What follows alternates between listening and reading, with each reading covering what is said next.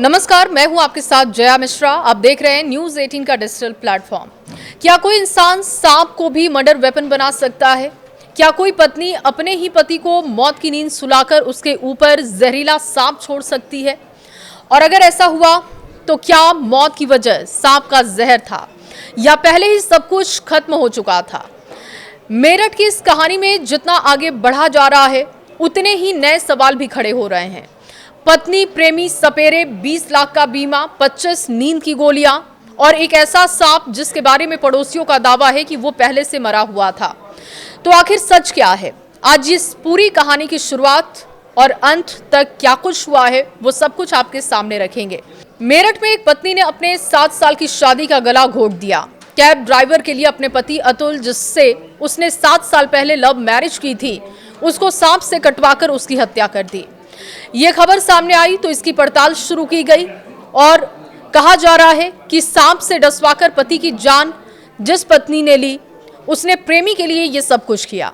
लेकिन अब इस मामले में कई और मोड़ आ रहे हैं। कई सवाल जो पड़ोसी उठा रहे हैं, उनका दावा है कि जिस सांप को लेकर लगातार चर्चा की जा रही है वो सांप मरा हुआ था। पड़ोसी का दावा है कि जो सांप मिला वो पहले से मरा हुआ था। अगर ऐसा है तो सवाल उठता है कि क्या वही सांप अतुल को काट सकता था? दूसरा सवाल बताया जा रहा है कि अतुल का शरीर नीला पड़ने की बजाय पीला दिखाई दे रहा था।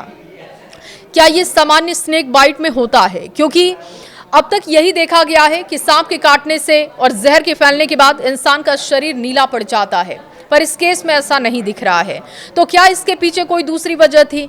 यही कारण है कि पोस्टमार्टम और फोरेंसिक रिपोर्ट अब इस पूरे केस की सबसे अहम कड़ी है। अगर रिपोर्ट में सिर्फ सांप की जहर की पुष्टि होती है तो कहानी एक दिशा में जाएगी, लेकिन अगर नींद की गोलियां या किसी दूसरे जहरीले पदार्थ की पुष्टि होती है तो मामला और भी गंभीर हो सकता है। तरुण का आना जाना लगा रहता था। ड्राइवर था, स्कूल की गाड़ी चलाता था। वो सुबह शाम आता था, दोपहर भी आता था। तो कभी ऐसे देखा अकेले आया हो, मतलब जो अतुल है? बिल्कुल अकेले आता था। वो शाम को भी जैसा आता था अकेले भी आता था। लेकिन जब सांप का मुंह इतना है तो इतने दूर निशान कहाँ से आ गए? वो निशान बनाए हुए थे। तो हो सकता है कुछ और दिया हो, सांप का सिर्फ नाम रख दिया हो सिर्फ खाली। हो सकता है। अब रात में और तो कोई था नहीं वहाँ। वो यहीं पे रहा था। इसका मतलब इससे चक्कर था, जैसा आशिक। मतलब जो लड़का तुषार है, जी, जो ड्राइवर है, उसका हाँ चक्कर जी, था हाँ, दामिनी के उससे साथ। था दामिनी के साथ। अच्छा, कैसा महसूस हुआ? क्योंकि दुकान महिलाएं मतलब परख क्योंकि लेती हैं। वो सुबह के चले जाए, सुबह सुबह चले जाए तो शाम को आया था। दोपहर में वो आ रहा है, दूसरा अनजान आदमी आ रहा। क्यों आ रहा? घर में क्यों आ रहा है? क्यों आ रहा है? मतलब जो अतुल है वो स्कूल चला जाता था और दामिनी और वो ड्राइवर यहाँ रहते थे घर में। हाँ, वो दोपहर के समय यहाँ आ जाए, बताओ ड्राइवर। अतुल कुमार को जिस सांप ने काटा या जिस सांप ने डसा या जिसका दावा किया जा रहा है वो सांप करैत है। भारत में पाए जाने वाले सबसे जहरीले सांपों में करैत का नाम सबसे ऊपर गिना जाता है। और सबसे खतरनाक बात यह है कि करैत के काटने पर कई बार शुरुआत में तेज दर्द महसूस नहीं होता। पीड़ित को लग सकता है कि कोई मामूली कीड़ा ने काट खाया है, लेकिन धीरे धीरे आंखों की पलकें भारी होने लगती है, बोलने में दिक्कत होने लगती है, सांस लेने वाली मांसपेशियां कमजोर पड़ने लगती हैं और अगर समय से इलाज न मिल सके तो सांस रुकने से जान भी जा सकती है। करैत की एक और खासियत है, ये अक्सर रात में ज्यादा सक्रिय रहता है और इसी वजह से इसे अंग्रेजी में कई बार नाइट हंटर भी कहा जाता है। ग्रामीण इलाकों में लोग अक्सर रात को फर्श पर सोते हैं और इसीलिए करैत के काटने की घटनाएं रात में अधिक रिकॉर्ड होती हैं। लेकिन इस मामले में कई ऐसे सवाल आए हैं जो जांच के दायरे में आ गए हैं, जो रहस्यमयी दिखाई दे रहे हैं। अब पुलिस का दावा है कि अतुल को पहले नींद की गोलियां दी गई और फिर करैत से उसे डसवाया गया है। लेकिन कुछ पड़ोसियों का कहना है कि बिस्तर पर जो सांप उनको दिखा वो सांप पहले से मरा हुआ था। और अगर ऐसा होता है तो फिर असली घटनाक्रम क्या था?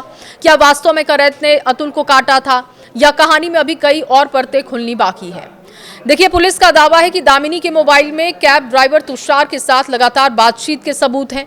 पूछताछ में सपेरे, उदय और सोनू के नाम भी सामने आए हैं। एडवांस पेमेंट की बात हुई है, इंश्योरेंस की रकम का लालच और कथित साजिश, इन सब को जोड़कर पुलिस ने 4 लोगों को आरोपी बनाया है। हालांकि अदालत में आरोप तभी साबित होंगे जब पुलिस अपने सभी सबूत पेश करेगी और न्यायिक प्रक्रिया पूरी होगी। पड़ोस में रहने वाली एक महिला का दावा यह भी है कि दामिनी और स्कूल के ड्राइवर तुषार के बीच लंबे समय से लगातार नजदीकियां थी। हालांकि ऐसे दावों की स्वतंत्र पुष्टि होना भी जरूरी है। पुलिस का कहना है कि मोबाइल कॉल रिकॉर्ड, चैट, पूछताछ में मिले जो तथ्य हैं, इन सबको आधार बनाया गया और इन तथ्यों के आधार पर दोनों के बीच में कथित प्रेम संबंध और साजिश की बात सामने आई है। लगातार पूछताछ में ये बात भी सामने आई है। पुलिस सूत्रों के हवाले से ये खबर भी सामने आई है कि जब पुलिस लगातार दामिनी से पूछताछ कर रही थी और तुषार से पूछताछ कर रही थी, तो तुषार ने अपना जुर्म कबूल कर लिया है, लेकिन दामिनी का कहना है कि तुषार को छोड़ दिया जाए और वो पूरी जिम्मेदारी, यानी कि अतुल के मौत, अतुल की हत्या की पूरी जिम्मेदारी दामिनी लेती है। अगर किसी की हत्या करनी हो तो लोग हथियार खरीदते हैं, उसका इस्तेमाल करते हैं, लेकिन यहाँ कथित तौर पर एक सांप खरीदा जाता है, एक जहरीला सांप पत्नी खरीदती है। पुलिस के मुताबिक तुषार और दामिनी ने 2 सपेरों उदय और सोनू से संपर्क किया और डील की गई 20,000 रुपए एडवांस में, और उसके बाद उन दोनों से वादा किया गया कि बीमा के जब पैसे आ जाएंगे, यानी कि कहा जा रहा है कि अतुल के नाम पर 20 लाख रुपए का बीमा था।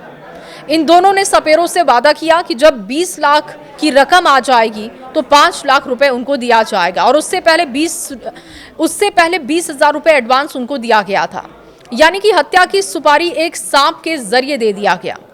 2019 की ये बात है जब अतुल पवार और दामिनी ने प्रेम विवाह किया। दोनों ने मिलकर मेरठ के हस्तिनापुर इलाके में कृष्णा किड्स पब्लिक स्कूल शुरू किया। ऊपर घर था, नीचे स्कूल। लोगों का दावा है या लोगों को ऐसा लगता था कि दोनों की जिंदगी बहुत ही खुशहाल थी, सब कुछ बहुत सामान्य दिखाई दे रहा था। लेकिन पुलिस की जांच जो कहती है वो बहुत हैरान करने वाली है। पुलिस की जांच कहती है कि इसी घर के अंदर एक ऐसा रिश्ता जन्म ले चुका था जिसने पूरे परिवार को खत्म कर दिया। स्कूल में ड्राइवर आता है, तुषार उसका नाम, तुषार उर्फ निक्की। यहीं से दामिनी और तुषार के बीच नजदीकियां बढ़ती है। मोबाइल कॉल, लगातार बातचीत, मुलाकातें होती हैं और फिर एक ऐसा फैसला होता है जिसने मेरठ को हिला दिया।